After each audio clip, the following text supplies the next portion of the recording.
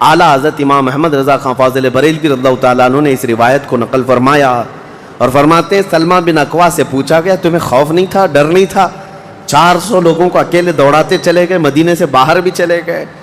تو جانتے ہیں کون سی طاقت تھی ان کے پاس، سلمہ بن اکوا کے پاس، جو ان کو خوف سے آزاد کر رکھی تھی. فرماتے ہیں ایک بار رسول اللہ صلی اللہ علیہ وسلم صحابہ سے بیعت لے رہے تھے، ہاتھ میں ہاتھ لے کر بیعت کر رہے تھے. تو سب حضور کے پاس ہاتھ دے رہے تھے، بیعت کر رہے تھے. حضور نے مجھ سے کہا سلمہ بن اکوا آ جاؤ تم بیعت کر لو میرے ہاتھ پر. میں نے عرض کیا یا رسول اللہ پہلے ہی میں بیعت کر چکا ہوں. ایک بار وہ بیعت کر چکے تھے. حضور نے فرمایا دوبارہ کر لو، اس میں کیا حرج ہے. حضرت سلمہ بن اکوا کہتے ہیں میں نے دوبارہ حضور کے ہاتھ میں ہاتھ دیا، حضور نے بیعت کیا.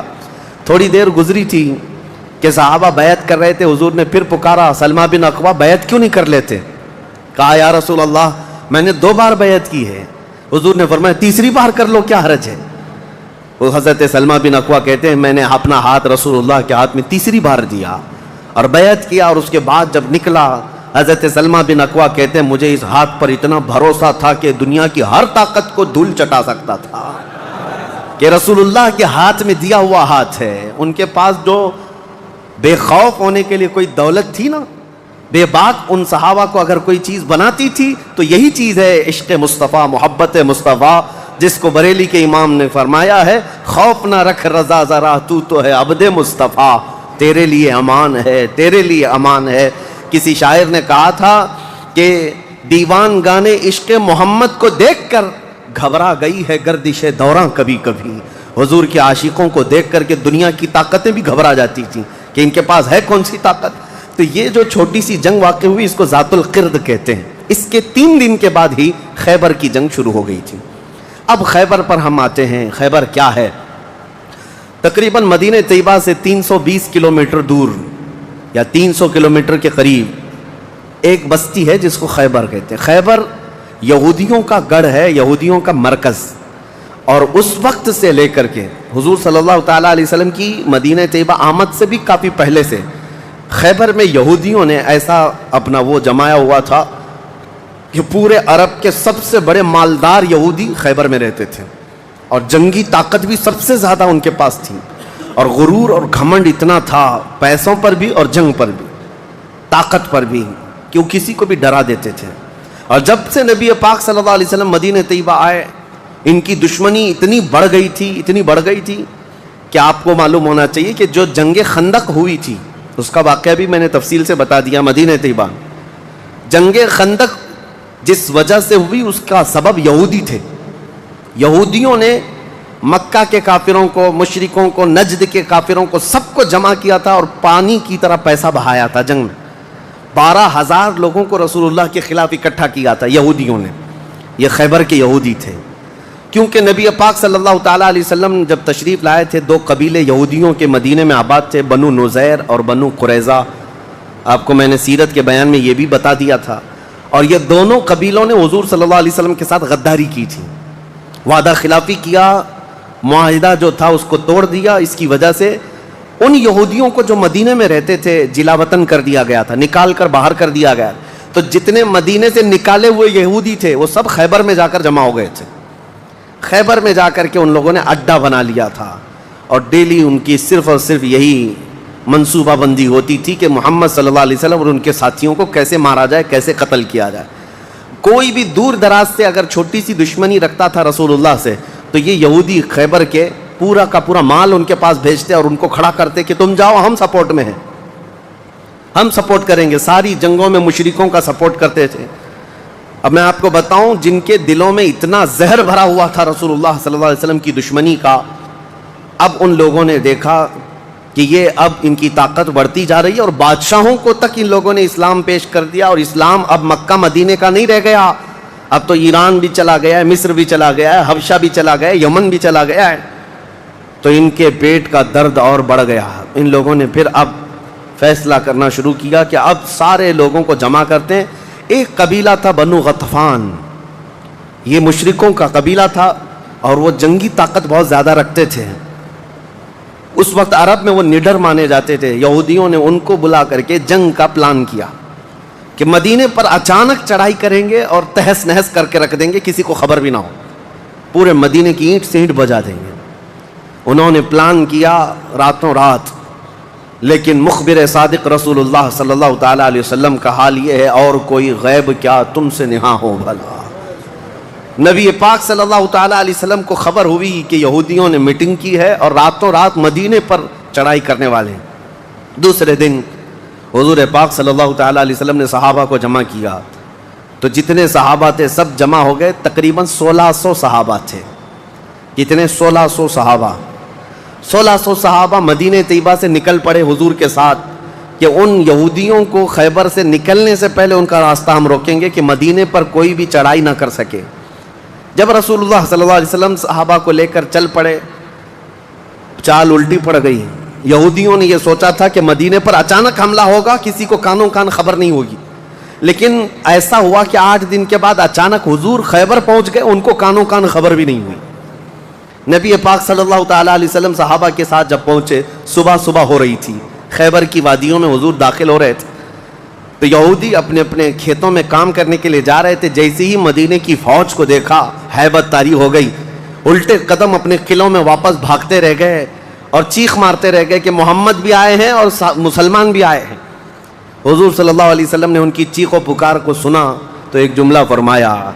حضور صلی اللہ علیہ وسلم فرماتے ہیں، جن کافروں کی وادی میں ہم اتر پڑے ان کی صبح خراب ہو ہی جاتی ہے، اور یہ خیبر اب برباد ہوگا۔ حضور کے الفاظ تھے، جملہ نکلا۔ صحابہ کرام اتنی جوش سے نعرہ لگا رہے تھے کہ یہودیوں کے سارے قلعے صحابہ کی آواز سے گونجنے لگ گئے۔ خیبر میں 8 قلعے تھے، 8 مشہور قلعے۔ انہوں نے بہت مشہور اس وقت کی طاقتور یعنی عمارتیں ایسی بنا رکھی تھیں کہ ان کا یقین تھا کہ کوئی ان قلعوں کو توڑ نہیں سکے گا۔ اور حد تو یہ ہے کہ آج 1400 سال گزر گئے، ابھی بھی وہ قلعے موجود ہیں، آج بھی موجود ہیں خیبر میں۔ وہ قلعوں کے باقیات، کھنڈرات ابھی بھی موجود ہیں۔ اب آپ اندازہ کریں کہ 14 صدیاں گزرنے کے بعد اب بھی وہ قلعے ہیں، تو اس وقت کتنے محفوظ رہے ہوں گے، کتنے مضبوط رہے ہوں گے۔ ان کو بڑا غرور تھا۔ 8 مشہور قلعے تھے، قلعہ نائم، قلعہ نطات، قلعہ قموس، ان کے نام تھے الگ الگ۔ ہر قلعہ الگ الگ کاموں کے لیے استعمال ہوتا تھا۔ اب نبی پاک صلی اللہ تعالیٰ علیہ وسلم خیبر جب پہنچے، 1600 صحابہ ہیں۔ اب سنیے، ایک قلعہ نائم تھا جس میں سارا ذخیرہ تھا، کھانا پانی اور سب کچھ وہاں پر تھا، اور اس کی ذمہ داری سلام بن مشکم نام کا ایک یہودی، وہ بہت ہی بغض و عداوت میں بھرا ہوا یہودی تھا، اس کے ذمہ تھی۔ اور قلعہ قموس جو سب سے بڑا قلعہ تھا، اس کی ذمہ داری مرحب نام کے یہودی کے پاس تھی۔ اور مرحب وہ شخص ہے جس کے بارے میں مشہور تھا کہ وہ 1000 لوگوں سے تنہا لڑ سکتا ہے۔ 1000 انسانوں کی طاقت تھی جس کے پاس، اس کا نام مرحب تھا۔ پورے خیبر کے یہودی اس سے ڈرتے تھے۔ اور قلعہ قموس جو سب سے بڑا قلعہ تھا، وہ اس کے انڈر میں ہوا کرتا، سب ان کی تقسیم تھی۔ اب جب نبی کریم صلی اللہ تعالیٰ علیہ وسلم شروعات فرمائی تو قلعہ نائم جو قریب تھا آبادی سے، اس پر چڑھائی شروع کر دی۔ تو جو صحابہ وہاں گئے تھے قلعہ نائم، تو صحابہ کرام کو سخت مصیبت اٹھانی پڑی، کیونکہ اتنی سخت گرمی تھی کہ جس کی وجہ سے حلق میں کانٹے پڑ جاتے تھے پیاس کی شدت سے۔ کئی صحابہ اس میں شہید ہوئے۔ آخرکار قلعہ نائم فتح ہو گیا۔ ایک قلعہ فتح ہوا، دوسرا فتح ہوا، تیسرا فتح ہوا، قلعے اس طرح سے فتح ہونے لگ گئے۔ یہودیوں کی تعداد میں آپ کو بتاؤں، یہ 1600 صحابہ تھے، اور یہودی اس وقت خود اور قبیلہ بنو غطفان جو مشرکوں کا قبیلہ تھا، ان کو بھی جنگ کے لیے اپنے قلعے میں بلا لیا تھا۔ کل تعداد سب کی ملا کر 8000 ہو چکی تھی۔ 8000 لوگ 1600 لوگوں سے ڈرے ہوئے، سہمے ہوئے قلعوں میں بندے ہیں، کوئی باہر نکلنے کو تیار نہیں۔ اب اس کے بعد یہ خیبر کا معاملہ بڑھتا گیا۔ اس میں ہوا یہ کہ آخری جو قلعہ تھا قلعہ قموس، یہ سب کے بس کی بات نہیں تھی۔ بہت مضبوط قلعہ، اور جو آدمی اس کا سپہ سالار ہے، شہ سوار ہے، وہ مرحب ہے۔ پورا عرب جانتا تھا اس کی طاقت کو۔ پہلے دن نبی کریم صلی اللہ تعالیٰ علیہ وسلم نے صحابہ کی ایک جماعت حضرت ابوبکر صدیق رضی اللہ تعالیٰ عنہ کی سپہ سالاری میں بھیجی۔ حضرت ابوبکر صدیق آئے، بہت ہی جاں بازی اور بہادری کے ساتھ لڑائی کی، لیکن وہ اتنا سخت تھا کہ یہودیوں کی طرف سے بہت سخت طریقے سے ڈیفنس ہوتا تھا، صحابہ پیچھے ہٹ گئے, کچھ شہید ہوئے, کچھ زخمی ہوئے, واپس آئے. پھر دوسرے دن سیدنا عمر ابن خطاب رضی اللہ تعالیٰ عنہ کے حوالے حضور صلی اللہ علیہ وسلم نے فرمایا. حضرت عمر فاروق رضی اللہ تعالیٰ عنہ گئے. صحابہ کی ایک جماعت تھی, لیکن آج کا دن اور زیادہ سخت ہو گیا. سارے یہودیوں نے اپنی طاقت جھونک دی قلعہ قموس کو بچانے کے لیے. حضرت عمر فاروق رضی اللہ تعالیٰ عنہ صحابہ کی جماعت کو لے کر شام میں واپس آ گئے. اب یہ محاصرہ بڑھ گیا, 20 دن چلا کنٹینیو محاصرہ ان قلعوں کا, لیکن فتح ہونے کا نام نہیں تھا. جلال پیغمبری کو دیکھے ہیں, صحابہ 20 دن سے تپتی ہوئی گرمی میں مدینے سے 300 کلومیٹر باہر ہیں. عرض کیا یا رسول اللہ صلی اللہ علیہ وسلم ہماری منزل ابھی کہاں ہے, کب تک ہے؟ رات کا وقت تھا, نبی کریم صلی اللہ تعالیٰ علیہ وسلم جلال میں تھے. ارشاد فرمایا لَأُعْطِيَنَّ غَدًا رَایَةً رَجُلًا يُحِبُّهُ اللَّهُ وَرَسُولُهُ. حضور اکرم صلی اللہ تعالیٰ علیہ وسلم فرماتے ہیں کل کے دن میں اپنا جھنڈا ایک ایسے آدمی کو دوں گا جس سے اللہ اور اس کے رسول محبت کرتے ہیں, اور اللہ اس کے رسول جس سے محبت کرتے ہیں وہ خود بھی اللہ اس کے رسول سے محبت کرتا ہے. اور پھر میرے آقا نے فرمایا خیبر کی فتح اسی کے ہاتھ میں رکھی ہوئی. صحابہ کہتے ہیں پوری رات بے چینی اور کروٹ لیتے ہوئے ہم نے گزاری. نبی پاک نے بشارت دی ہے تو اب تو ہونا ہی ہے. حضور نے فرما دیا ہے کہ میں کل اپنا جھنڈا اس آدمی کے ہاتھ میں دوں گا جس کو اللہ اور اس کے رسول محبت کرتے ہیں. صحابہ کہتے ہیں حضرت عمر فاروق رضی اللہ تعالیٰ عنہ فرماتے میری آنکھ تک نہ لگی پوری رات, اور اس تمنا میں کہ صبح ہوگی تو حضور صلی اللہ علیہ وسلم وہ جھنڈا مجھے دے دیں. کہ اس میں 3 بشارتیں تھیں. ایک بشارت یہ تھی کہ وہ شخص جس کو میں جھنڈا دوں گا وہ اللہ اور رسول سے بہت محبت کرتا ہے. دوسری بشارت یہ تھی کہ اللہ خود اس سے محبت کرتا ہے.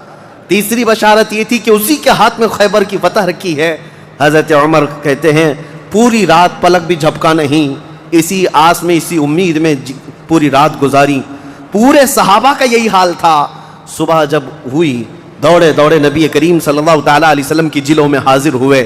اللہ کے حبیب صلی اللہ علیہ وسلم کے ہاتھ میں پرچم تھا, جھنڈا تھا, اب جنگ کے لیے روانہ کرنا تھا. نبی کریم صلی اللہ علیہ وسلم کے سامنے صحابہ کی فوج ہے. سارے صحابہ گردنیں اونچی کر کر کے دیکھ رہے ہیں, لیکن نبی پاک صلی اللہ تعالیٰ علیہ وسلم نے اس بھرے مجمع میں اعلان فرمایا علی کہاں ہے, علی کہاں ہے. اس مجمع میں حضرت علی نہیں ہے. صحابہ نے کہا یا رسول اللہ وہ بخار میں ہیں, بیمار ہیں, اور آشوب چشم ہے, آنکھیں لال ہو چکی ہیں, آنکھوں سے پانی آ رہا ہے.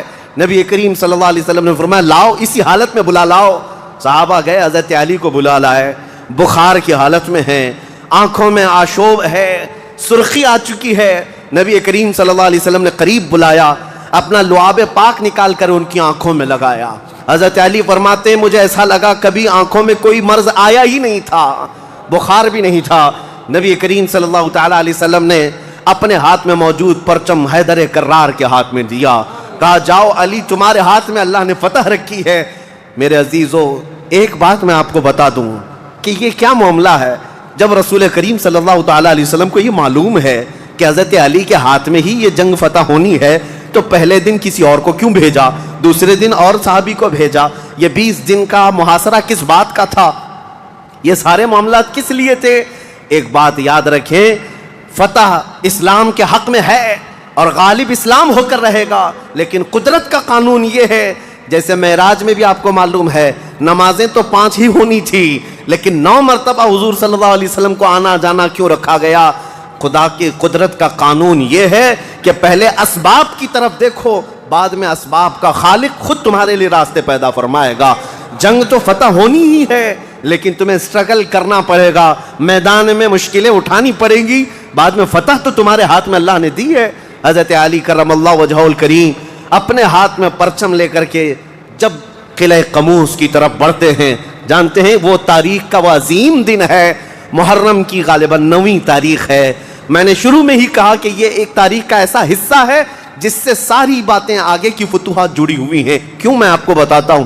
حضرت علی جس انداز سے جا رہے تھے اس وقت لوگوں کے اندر ہیبت طاری تھی, صحابہ آپ کے ساتھ تھے. جیسے ہی قلعہ قموس کے پاس گئے سیدھے حضرت علی کرم اللہ وجہہ الکریم نے للکار کر کے مرحب یہودی کو بلایا کہ باہر آ جا اپنے قلعے سے اور مجھ سے مقابلہ کر. وہ ہاتھی کی طرح سے ڈیل ڈول رکھتا تھا, اور خراما خراما سامنے آیا اور للکار کر کے کہنے لگا قد علمت خیبر انی مرحب شاک السلاحی مجرب، تمہیں معلوم ہے پورا خیبر مجھے جانتا ہے کہ میں مرحب ہوں.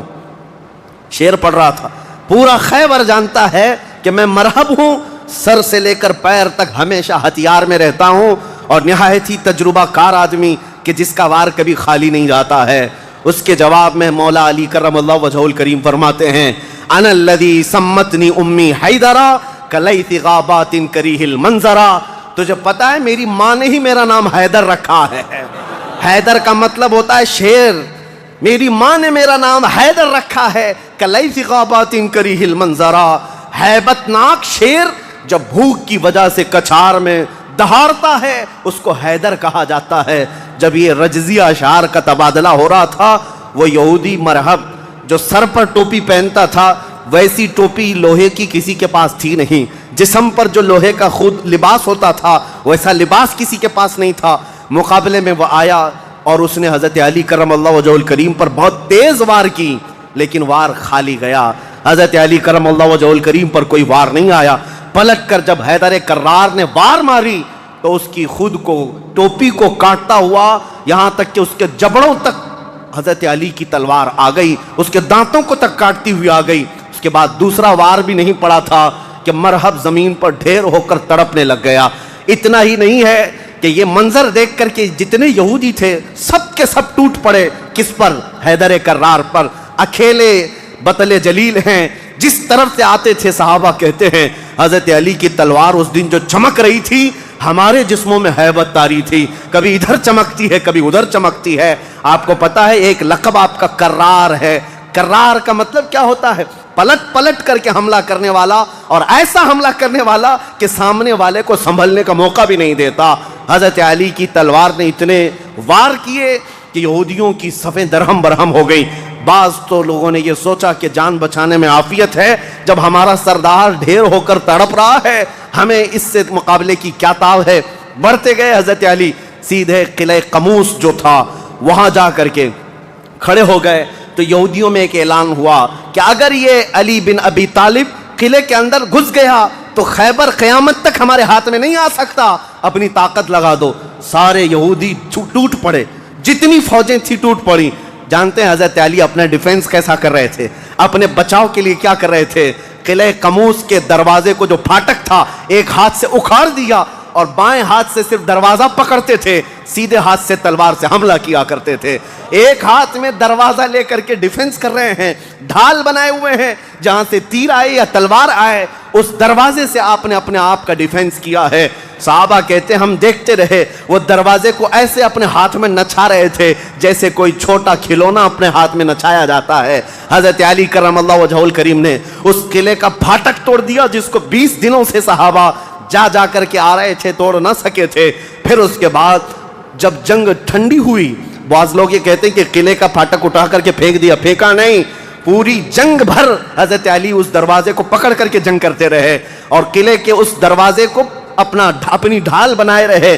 جب یہودی سرد پڑ گئے، ٹھنڈے پڑ گئے تو اس قلعے کے دروازے کو آپ نے اٹھا کر پھینک دیا. صحابہ کہتے ہیں ہم بعد میں چونکہ وہ راستے میں پڑا تھا اٹھانے کے لیے گئے تو 40 صحابہ مل کر کے اس دروازے کو اٹھا نہ پا رہے تھے. جو تنہا حیدر کرار اتنی دیر تک اپنے ہاتھ میں لے کر کے لڑتے رہے. کون ہے یہ حیدر کرار؟ یہ وہی حیدر کرار ہے جب رسول اللہ صلی اللہ علیہ وسلم نے مکہ مکرمہ میں سب سے پہلے اسلام کی دعوت دی تھی تو مکہ والوں نے انکار کیا تھا. 9 سال کا ایک بچہ کھڑا ہوا تھا، کہا یا رسول اللہ میں آپ کے دین کی حمایت کروں گا. پتلی پتلی ٹانگیں تھی، کمزوری تھی. رسول اللہ نے اس 9 سال کے بچے کو دیکھا اور سینے سے لگایا اور بارگاہ رب العزت میں عرض کیا کہ مولا اس کی ٹانگوں میں اور اس کی بازوؤں میں تو طاقت عطا فرما. وہ 9 سال کا بچہ جب 25 سال کا ہو گیا تو فاتح خیبر بن کر کے نکلا، حیدر کرار بن کر کے نکلا. اسی لیے سچ کہا ہے جس نے کہا ہے شاہ مرداں شیر یزداں قوت پروردگار، لا فتح الا علی لا سیف الا ذوالفقار. یہ ہے جس کا مطلب یہ ہوتا ہے فارسی میں شاہ مرداں شیر یزداں. نوجوانوں کا اگر کوئی بادشاہ ہے تو وہ حیدر کرار ہے. شیر یزداں اگر اللہ کا کوئی شیر ہے تو حیدر کرار ہے. قوت پروردگار اللہ کی طاقت کا مظہر دیکھنا ہے تو وہ علی بن ابی طالب ہے. لا فتح الا علی. سچ کہا جس شاعر نے کہا لا فتح الا علی. پورے لوگوں میں اگر جوان کوئی کہنے کے لائق ہے تو وہ علی بن ابی طالب کا نام ہے. لا سیف الا ذوالفقار. اور دنیا میں اگر کسی تلوار کو تلوار کہلانے کا حق ہے تو وہ ذوالفقار حیدری کا نام ہے. عزیزان گرامی اوقات، یہ خیبر فتح ہوا. جیسے یہ خیبر فتح ہوا صحابہ میں اتنا جوش بھر گیا تھا، نہ قلعہ قموس باقی رہا نہ مرحب باقی رہا. اور خیبر کو جو مولا علی نے اس وقت توڑا تھا، 14 صدیاں گزر گئی، آج تک یہودیوں کا اس میں داخلہ نہ ہو سکا تھا. یہودیوں کو پتا تھا ایک بار علی اس میں داخل ہو گیا تو قیامت تک خیبر ہمارے ہاتھ میں نہ آ سکے گا. آپ کو پتا ہے 2018 کی بات میں بتاؤں، 2018 میں انگلینڈ میں لندن کی سڑکوں پر پوسٹر اور بینر ہورڈنگ کارڈ لیے ہوئے یہودی احتجاج کر رہے تھے، پروٹیسٹ کر رہے تھے کہ خیبر ہمارا تھا، ہم کو نکالا گیا تھا، اور تمہاری ہماری لاسٹ جنگ خیبر تھی، اس کے بعد نہیں ہوئی. اس طرح کی باتیں. یعنی میں نے محسوس کیا کہ مسلمان تو بھول گئے خیبر کیا ہے. یہودیوں کو جن کو مار پڑی تھی آج بھی یاد ہے کہ مولا علی نے کیسے مارا تھا. آج بھی یاد ہے کہ حیدر کرار کی وار کیسی تھی. صدیاں گزر گئیں، وہ زخم ابھی تک بھرا نہیں ہے.